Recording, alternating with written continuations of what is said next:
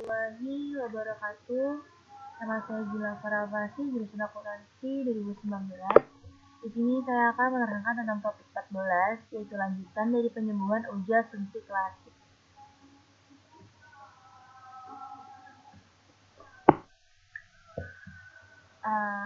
Penyembuhan data pada uji multikolonialitas, yang mana datanya itu teridentifikasi multikolonialitas. Kan di topik 13 itu baru 2, jadi penyembuhan pada data uji autokorelasi dan uji hetero. Dan di topik 14 ini lanjutannya yang pertama itu ada penyembuhan data pada uji multikolonialitas, di mana data tersebut teridentifikasi multikolonialitas. Uji multikolonialitas dilakukan dengan melihat nilai tolerance value dan variance inflation factor atau bisa disebut VIF pada tabel koefisien. Kriteria hasil pengujian adanya multikolonialitas yaitu sebagai berikut. Lihat pada kolom coloniality statistik pada tabel koefisien. Jika tolerance value-nya kurang dari 0,1 atau VIF-nya lebih dari 10, maka terjadi multikolonialitas. Sedangkan jika tolerance value-nya lebih dari 0,1 atau VIF-nya itu kurang dari 10, maka tidak terjadi multikolonialitas. Faktor yang mengidentifikasikan gejala multikolonialitas dalam model regresi yaitu suatu keadaan di mana data menunjukkan kolerasi linier yang perfect di antara variabel penjelas yang dimasukkan ke dalam model regresi. Akibatnya nilai yang dihasilkan tidak dapat dipastikan nilainya. Solusi alternatif untuk mengatasi gejala multikolonialitas dalam model regresi itu ada 4, yaitu 1. Melakukan alternatif uji lain untuk mendeteksi gejala multikolonialitas dalam model regresi seperti uji korelasi.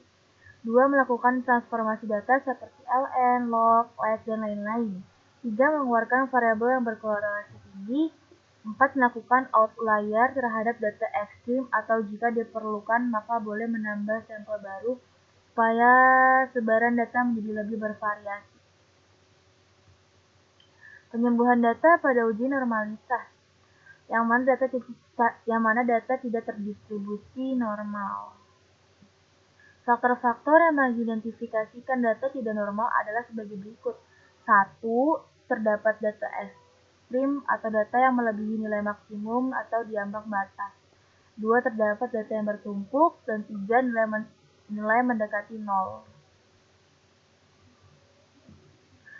Nah, di sini tuh ada jenis-jenis grafik histogram transformasi data tidak normal. Ada yang condong ke kanan dan condong ke kiri, ada yang lancip dan ada yang andai. Nah, penyembuhan ini solusi alternatifnya untuk mengatasi gejala data yang tidak normal dalam model regresi. Nah, penyembuhannya itu menggunakan transformasi data menggunakan rumus. Emang banyak dari grafik histogram ini mempunyai bentuk transformasi data yang berbeda-beda. Jadi masukin datanya itu sesuai jadi bentuk grafik histogram ini.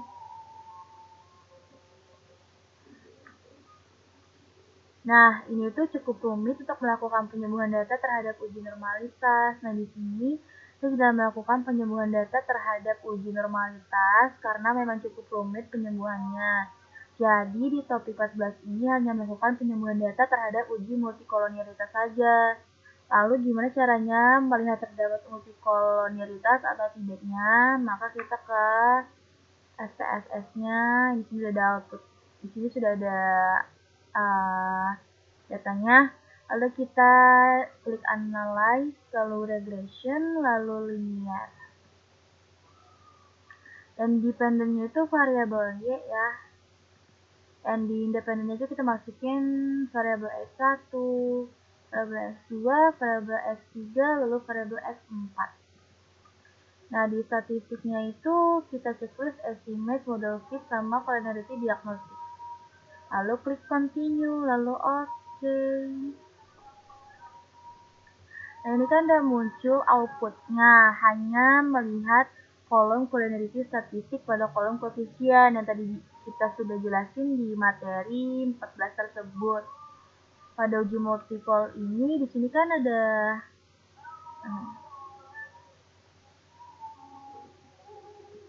Nah, di sini kan ada beberapa variabel nih. Ternyata kita hanya melihat nilai FIF-nya saja.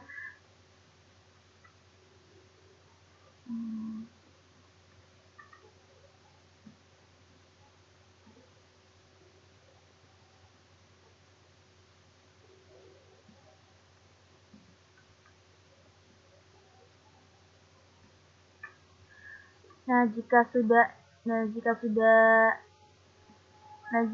VIF-nya itu sudah, di sini kan ada ya, jika sudah VIF-nya itu lebih kecil dari 10, maka tidak terjadi multikolonialitas. Di sini tuh ada variabelnya yang sudah lebih dari 10.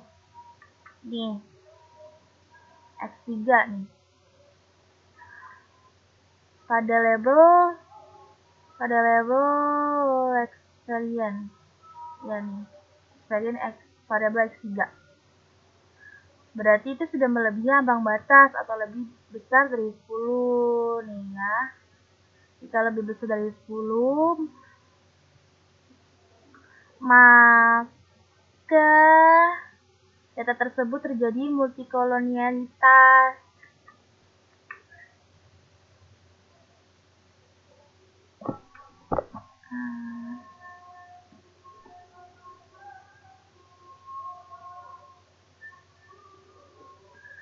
Solusi alternatif untuk mengatasi gejala multikolonialitas ini, untuk pengujian itu ada beberapa penyembuhan data. Saya tidak akan melakukan saya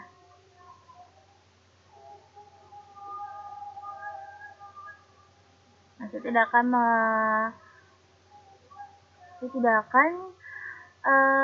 melakukan semua pilihan ini, jadi hanya menerangkan yang mudah dipahami saja, karena kalau melakukan uji korelasi lain akan menambah waktu karena perlu pemahaman yang lebih detail lagi. Jadi di sini melakukan penyembuhan data dengan menggunakan variabel berkorelasi tinggi yang bagian 3. Nah, di sini yang korelasinya tinggi ada di variabel experience yang tadi tuh nih, experience variabel X3 tuh.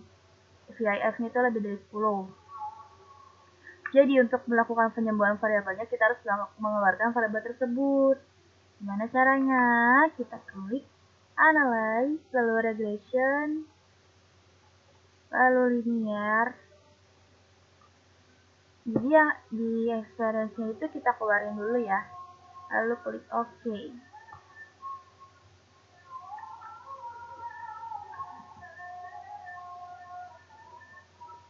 Nah, yang di koefisien ini datanya sudah menunjukkan VIF.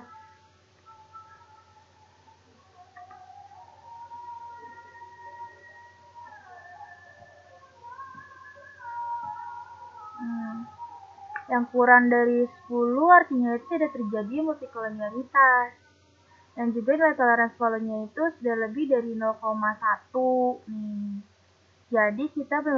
Jadi kita mengeluarkan variabel yang berkorelasi tinggi tadi tuh yang variabel X3.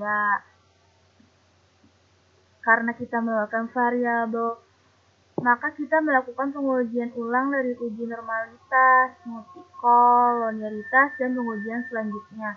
Karena kalau misalkan di uji normalitas datanya normal, tetapi di uji multikolonialitas datanya tidak lolos atau tidak terpenuhi, terdapat multikolonialitasnya kayak tadi di experience tuh yang X3. Jadi mau tidak mau melakukan pengujian ulang agar tahu datanya normal atau tidak. Sebenarnya jika ada masalah seperti ini dari awal sudah terdeteksi datanya tidak normal, maka harus melakukan penyembuhan data sampai normal, lalu ke pengujian berikutnya seperti uji normalitas, multikolonialitas, heteros, kedastisitas, dan lainnya. Maka segini saja penjelasan dari topik 14 dari saya. Jika ada kata-kata yang salah dan penjelasan yang kurang dipahami, mohon maafnya. Terima kasih. Wassalamualaikum warahmatullahi wabarakatuh.